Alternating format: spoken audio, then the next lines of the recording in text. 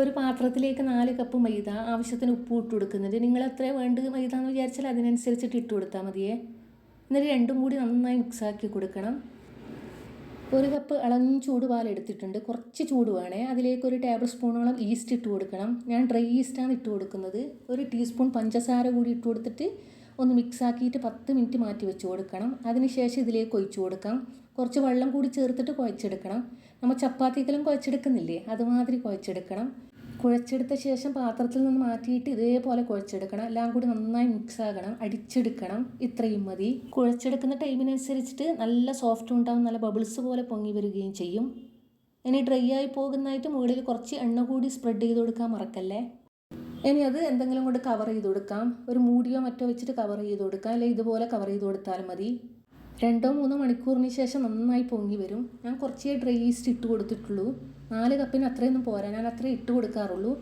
നന്നായി പൊങ്ങി വന്നിട്ടുണ്ട്. എൻ്റെ മോളാണ് ഇതുപോലെ ഹോൾസ് ഇട്ട് കൊടുത്തത്, ഞാൻ അറിഞ്ഞിട്ടുണ്ടായിരുന്നില്ല.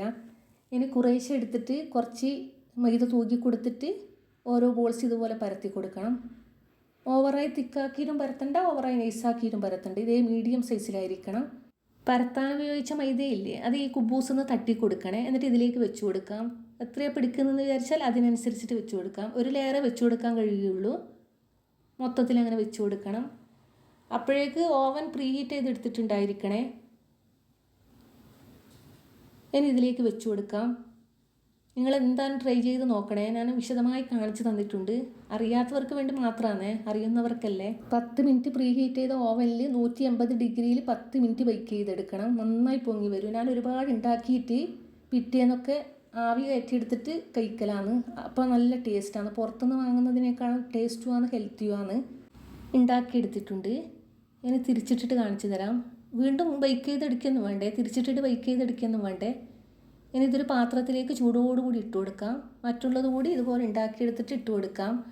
മൊത്തത്തിൽ ഉണ്ടാക്കിയിട്ട് ചൂട് പാത്രത്തിലേക്ക് ഇട്ട് കൊടുക്കണം. ആ ടൈം ആകുമ്പോൾ നല്ല സോഫ്റ്റ് ആയിരിക്കും.